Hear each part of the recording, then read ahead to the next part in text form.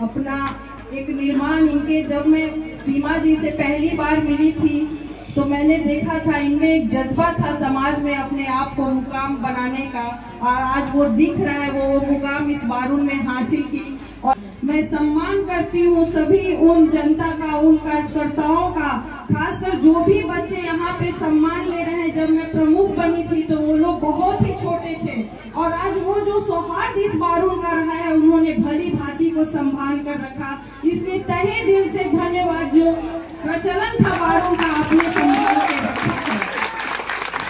और इस मंच पे उपस्थित हमारे नगर पंचायत की पहली सम्मानित महिला इंदू देवी जी, उप मुख्य पार्षद सम्मानित सरोज जी, इस मंच पे उपस्थित सोनू जी, जिनका पूरा आयोजन में सबसे बड़ा सहभागिता रहा, जिनका सम्मान लोगों ने किया, पीयूष जी, सभी लोग।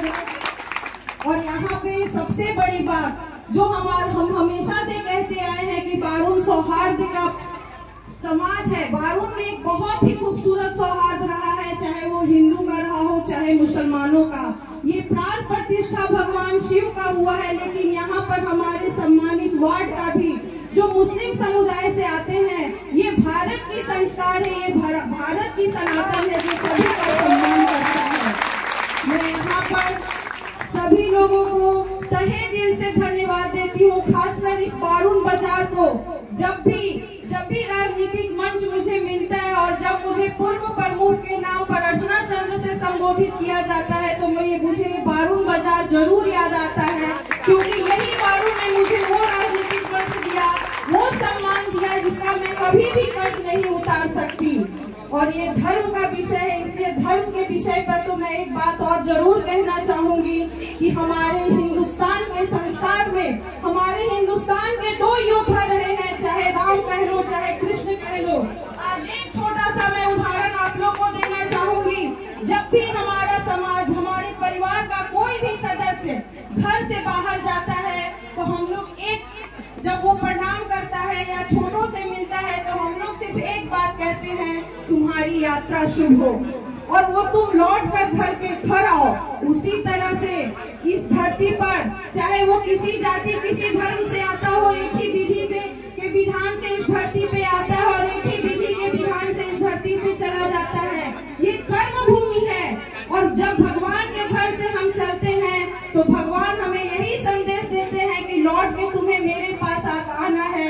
ये मृत्यु लोक है, तुम यहाँ जाना, यहाँ ऐसे कर्म करना, क्योंकि कोई भी व्यक्ति न पैसे से इस समाज में सम्मान पाता है, न अपने ओहदे से सम्मान पाता है। अगर सम्मान पाता है तो कर्म से।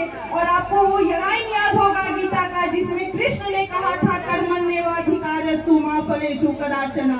इसलिए मैं तमाम लोगों से कहना चाहूंगी, ये धर्म, ये मृत्यु लोक है, सभी को यहाँ से चले जाना है। और यहाँ पर जो प्रवचन हुआ है, ये प्रवचन का सबसे बड़ा देन क्या रहा? हृदय परिवर्तन। अभी यहाँ पर सौरभ जी ने बहुत बड़ी राम मंदिर का मूर्त के रूप में सबको सम्मान दिया गया। अगर समाज का चरित्र क्या है?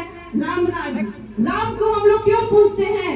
हमने 22 जनवरी को पूरे हिंदुस्तान में दिया जला और सबने राम राज्य की स्थापना की। मैं सिर्फ एक आपसे अपील करना चाहूंगी, राम राज के लिए राम मंदिर का भी स्थापना हो गया, हमने दिया जलाकर भी राम का स्वागत कर दिया। सदियों से हम राम को पूछते आ रहे हैं, लेकिन राम ने एक बात कही थी, मर्यादित रहना होगा।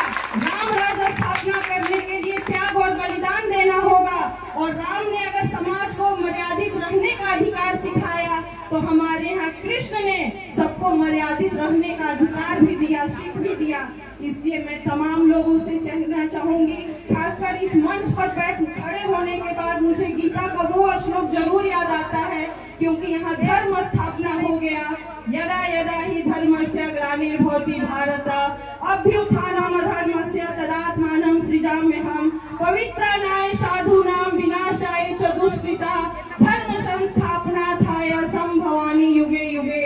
इसलिए मैं तमाम लोगों से दिल से आभार करती हूँ और सबसे एक उम्मीद करती हूँ कि जिस सौहार्द के लिए हमारा बारून जाना गया, वो सौहार्द हमेशा कायम रहे। यही है सनातन की सोच, यही है हमारा सनातन धर्म। इसलिए मैं सबसे एक बात कहूंगी, अगर ये शिव की प्राण प्रतिष्ठा है तो एक बार आप लोग सभी एक साथ बोलिए, हर